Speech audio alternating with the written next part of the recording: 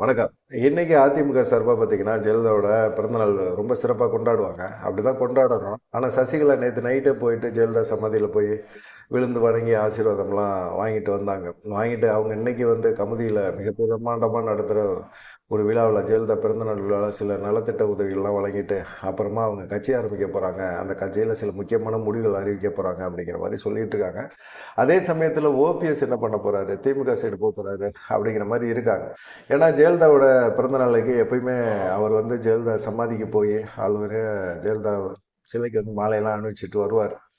ஆனால் அந்த ப்ரோக்ராமே கேன்சல் பண்ணிட்டார். அவர் போடியிலே வந்து அவருடைய வீட்டிலேயே ஒரு ஜெயலலிதா படத்தை வச்சு அங்கேயே சிம்பிளாக பிறந்தநாள் கொண்டாடிடலாம் அப்படின்னு முடிவு பண்ணிட்டார். இதுக்கெல்லாம் சில காரணங்களை சொல்கிறாங்க. அவர் வந்து திமுகவில் சேர போகிறாரு, அதுக்காக வந்து ஜெயலலிதாவோட பிறந்தநாள் விழாவெல்லாம் கொண்டாட மாட்டேங்கிறாரு அப்படிங்கிற மாதிரிலாம் சொல்கிறாங்க. இல்லை, அவர் வேறு முடிவு எடுத்து வச்சிருப்பாரு அப்படிங்கிற மாதிரி தான் இருக்குது. பெருசாக நம்ம அங்கே போயிட்டு ஒரு கழகத்தை உருவாக்கிட்டு அவருடைய தொண்டர்கள் அப்படிங்கிற மத்தியில் திரும்ப திரும்ப ஒரு நம்பிக்கை ஏற்படுத்த வேணாம்னு நினைக்கிறார்.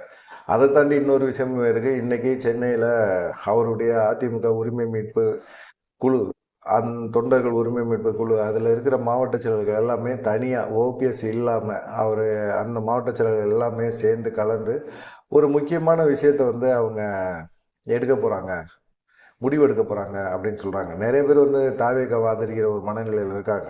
ஓபிஎஸ் வந்து மாவட்ட செயலர் ஆலோசனை கூட்டம் போடும்போது திமுக ஆதரிக்கலாமா இல்லை தாவேகாவை ஆதரிக்கலாமான்னு கேட்டிருந்தார். ஆனால் அவர் ஒரு முடிவு எடுத்து வச்சிருந்தார், திமுக ஆதரிக்கிற ஒரு மனநிலையில் இருந்தார். ஆனால் அதிமுக தொண்டர்கள் உரிமை மீட்பு குழு சேர்ந்த நிறைய பேர் வந்து என்ன செஞ்சுருந்தாங்க அப்படின்னா, நம்ம வந்து டிவிக்கேவே ஆரம்பிப்போம், விஜய் ஆதரிப்போம், விஜய் கூட போய் சேருவோம், கண்டிப்பாக நமக்கான வெற்றி வாய்ப்பெல்லாம் இருக்குது அப்படிங்கிற மாதிரி அவங்க சொல்லியிருந்தாங்க. இந்த இடையில மாவட்ட செயலர்களுக்கும் இவருக்கும் கருத்து வேறுபாடு. அப்புறமா பார்த்தீங்கன்னா தனியாக கட்சி ஆரம்பிக்க போகிறோன்னு வைத்திலிங்கம் சொன்னார். ஓபிஎஸ் அதுக்கான முயற்சி எடுக்கலை. ஓபிஎஸ்ஸை நம்பிட்டு இருந்தால் வேஸ்ட்டு அப்படின்னு சொல்லிட்டு அவர் சரி, அவரும் அப்புறமா மனோஜ் பாண்டியன் இவங்க எல்லாமே திமுக சைடு போயிட்டாங்க. ஜேடிஜே பிரபாகரன் வந்து பார்த்திங்கன்னா அவர் தனியாக தாவேகா சைடு போயிட்டார். அது இல்லாமல் பார்த்தீங்கன்னா பண்டுட்டி ராமச்சந்திரன் நேற்று தான் வந்து அதிமுக எம்ஜிஆர் அதிமுகன்னு ஒன்று ஆரம்பித்து வச்சிருக்கிறாரு. இப்படி நிறைய பேர் ஆரம்பித்து அவங்களும் விஜய் தான் சப்போர்ட் பண்ணுறாங்க. ஒருவேளை ஓபிஎஸ் விஜய் ஆதரவு மனநிலையில் எடுத்திருந்தா அவங்களும் கூட இருந்திருப்பாங்களோ அப்படிங்கிற மாதிரி எண்ணம் எல்லாத்துக்குமே வருது. ஓபிஎஸ் வந்து தவற விட்டுட்டாரு.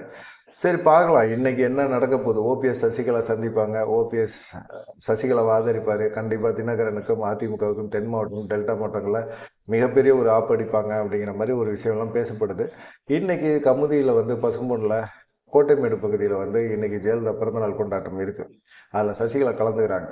இதுக்காக சசிகலாவுக்கு மதுரை விமான நிலையத்தில் இருந்து சிந்தாமணி, சுற்றுச்சாலை, வீரனூர், சிவகங்கை, ராமநாதபுரம், பசும்பன் அதிமுக நிர்வாகிகள் அப்படின்னு சொல்லிட்டு பலதரப்பட்ட போஸ்ட் அடித்து ஒட்டி விட்டுருக்காங்க. சசிகலாவுக்கு மிக பிரம்மாண்டமான போஸ்ட் ஒட்டி இருக்குது. அதில் வந்து துரோகத்தை வீழ்த்த வரும், சூழ்ச்சியை வீழ்த்த வருக வருக அப்படின்னு போட்டிருக்காங்க. துரோகம் மிரளும் நெஞ்சுரமே, நாளைய தமிழகமே, புரட்சித்தாய் சின்னம்மா அவர்களே வருக வருகன்னு போஸ்ட் அடித்து ஒட்டி விட்டுருக்காங்க. 2026 துரோகிகளை வீழ்த்த வரணும். ஆட்சி அமைக்கிறதுக்கு அதெல்லாம் வந்து வேற விஷயம். துரோகிகளை வீழ்த்த வரணும். துரோகினா யார்? எடப்பாடி பழனிசாமி தான். முதலமைச்சர் பதவியை கொடுத்துட்டு திரும்பவும் சசிகலா சிறையிலேருந்து வெளியே வரும்போது சசிகலா யாருன்னு கேட்டேன்னா அவரோட போய் டிடிவி தினகரனும் சேர்ந்துக்கிட்டார். அதனால வந்து துரோகியோட துரோகியை சேர்ந்தனால இந்த துரோகிகள் எல்லாமே ஒட்டுமொத்தமாக வாரி சுருட்டிய அடிச்சு விடணும் அப்படிங்கிற ஒரு எண்ணத்தில் இருக்கிறாங்க. சசிகலா இன்றைக்கி ஒரு சில முக்கியமான அறிவிப்புகள் இருக்கும். சசிகலா என்ன முடிவு எடுக்க போகிறாங்க அப்படிங்கிறத பொறுத்து சசிகலா, ஓபிஎஸ் இவங்க 2 பேருமே சேர்ந்து சில முக்கியமான முடிவுகள் எடுத்து அதிமுகவுக்கு வெற்றி பெறக்கூடாது அப்படிங்கிற ஒரு எண்ணத்தில் அவங்க இருக்கிறாங்க. அதிமுக வெற்றி பெறதுக்கான வாய்ப்புகள் இருக்கக்கூடாது, திரும்பவும் ஆட்சியில் அதிகாரத்தில் வந்து எடப்பாடி பழனிசாமி உட்காரக்கூடாது அப்படின்னு நினைக்கிறாங்க. எடப்பாடி பழனிசாமி சசிகலா கொஞ்சம் அடக்கி வைங்கன்னு பாஜகட்ட சொல்கிறாங்க. இப்போ பியூஷ் கோயல் வர போகிறாரு. அவர் வந்து சில முக்கியமான முடிவுகள் எடுக்க போகிறார். தொகுதி பங்கீடு சம்பந்தமாக 26ஆம் தேதி வராரு. அது தொகுதி பங்கீடு சம்பந்தமாக பேச போகிறார். அதே போல் அதிமுக கூட்டணிகளில் இருக்கிற பாமக, அன்புமணி, அப்புறமா அம்மா மக்கள் முன்னேற்ற கழகம், தாவேகா இவங்க தான் இருக்கிறாங்க. இவங்களோட கூட்டணிக்கு தொகுதி எத்தனை தொகுதி ஒதுக்குறது அப்படிங்கிற பேச்சுவார்த்தையெல்லாம் நடத்தி முடிங்க அப்படிங்கிற மாதிரி சொல்லியிருக்காங்க. பியூஷ் கோயலுக்கு ஒரு சின்னோண்டு ஆப்ரேஷன் இருக்குது. அதனால் பியூஷ் கோயல் வராதாங்கிற டவுட் இருக்குது.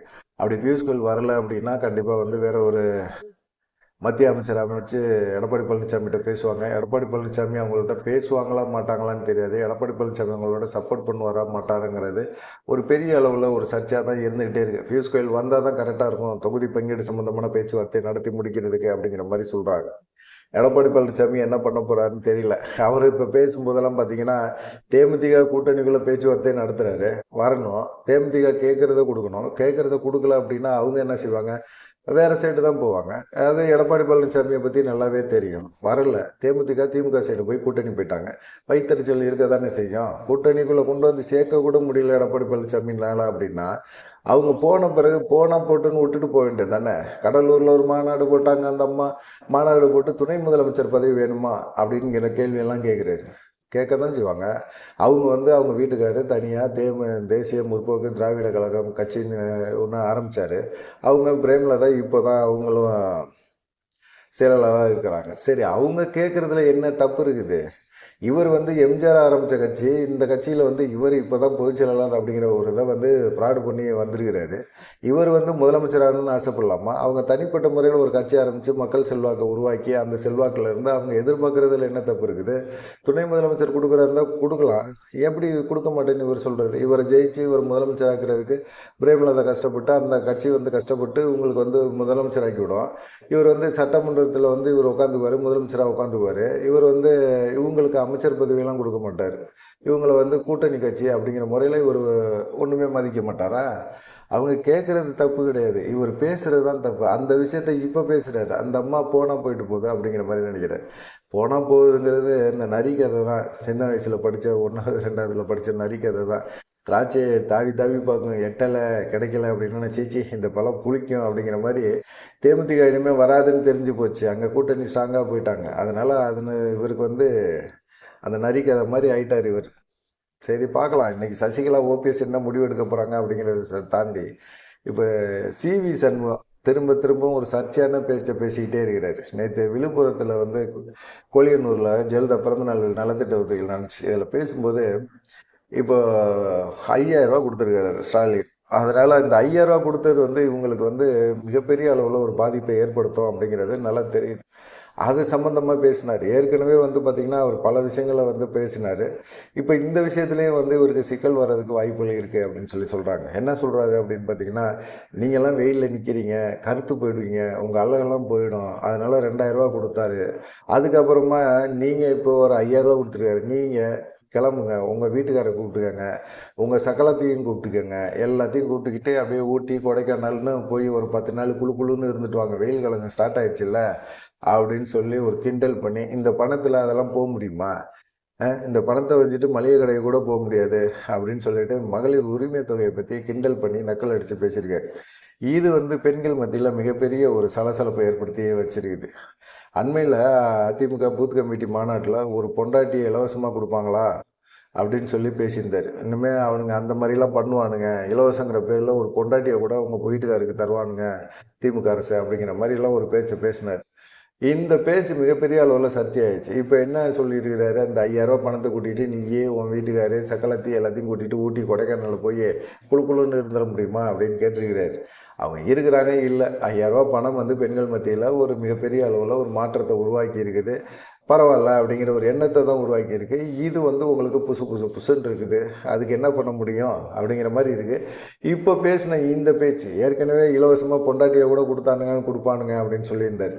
இப்போ அந்த பேச்சே மகளிர் ஆணையத்தில் விசாரணை நடத்துறதுக்கு உத்தரவு போட்டிருக்கிறாங்க. இப்போ இந்த மாதிரி ஒரு விஷயத்தையும் பேசியிருக்கிறார். இது மாதிரி பேசும்போது பார்த்திங்கன்னா ஏற்கனவே இருக்க வழக்கோடு சேர்ந்து இவருடைய இந்த பேச்சுமே ஒரு மிகப்பெரிய ஒரு அளவில் சர்ச்சையை கிளப்பியிருக்கு அப்படின்னு சொல்கிறாங்க. பார்க்கலாம் என்ன நடக்கும் அப்படின்னு சொல்லிட்டு. இப்போ அதிமுக பாஜக கூட்டணி அடுத்து ஒரு 3வது மேட்ரு என்ன அப்படின்னு பார்த்தீங்கன்னா, அதிமுக பாஜக இதாகிடுச்சு, கூட்டணி உறுதியாயிடுச்சு. ஆனால் பார்த்தீங்கன்னா அதிமுக காரங்க பாஜகவோட மிங்கிள் ஆகி வேலை பார்க்கவே மாட்டேறாங்க.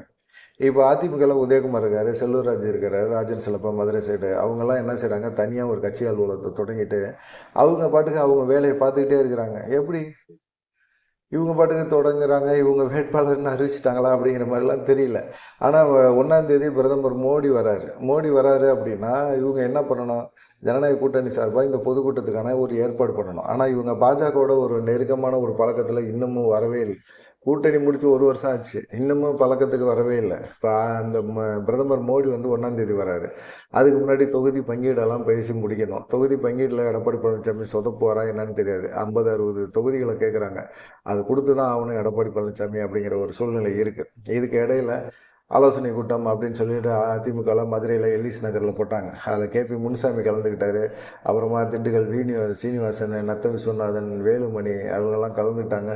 உதயகுமார், செல்வராஜ், ராஜன் செல்லப்பா எல்லாமே கலந்துக்கிட்டாங்க. கலந்துக்கிட்டு இவங்க எல்லாமே அங்கே ஒரு குழுட நிர்வாகிகள்கிட்ட எல்லாத்துலேயும் பேசும்போது நம்ம பார்த்திங்கன்னா வடநாட்டில் ஒரு கலாச்சாரம் உருவாகிட்டுருக்கு. அந்த கலாச்சாரம் என்ன அப்படின்னா, எடப்பாடி பழனிசாமி வரும்போது நீங்கள் தலைக்கு மேலே துண்டு எடுத்து சுற்றணும்னு. இதெல்லாம் அண்ணாமலை ஸ்டார்ட் பண்ணி வச்சது. அண்ணாமலைக்காக தொண்டர்கள் செஞ்ச ஒரு செயல். இந்த செயலை பார்த்து காப்பி அடிக்கிறீங்க, வெக்கமா இல்லை அப்படிங்கிற மாதிரி கேட்க தான் தோணும். அந்த மாதிரி நீங்கள் எடப்பாடி பழனிசாமி வரும்போது நீங்கள் கண்டிப்பாக துண்டு போட்டுட்டு வரணும். நாங்கள் உங்களுக்கு துண்டு கொடுப்போம். அந்த துண்டை போட்டுட்டு வரணும். எடப்பாடி பழனிசாமி வரும்போது அப்படி எடுத்து சுற்றணும், அப்படியே சுற்றி சுற்றி சுற்றி காட்டணும் அப்படிங்கிற மாதிரி சொல்லியிருக்கிறார். இதெல்லாம் பார்க்கலாம். தொண்டர்கள் காசு கொடுத்தா தான் சுற்றுவாங்க. அண்ணாமலைக்கு அப்படியெல்லாம் சுற்றலை இல்லை. இப்படி ஒரு கலாச்சாரம்லாம் உருவாகிட்டு இருக்குது. இதை பற்றி உங்களுடைய கருத்து என்ன அப்படிங்கிறத பற்றி மறக்காமல் கமெண்ட் பண்ணுங்கள்.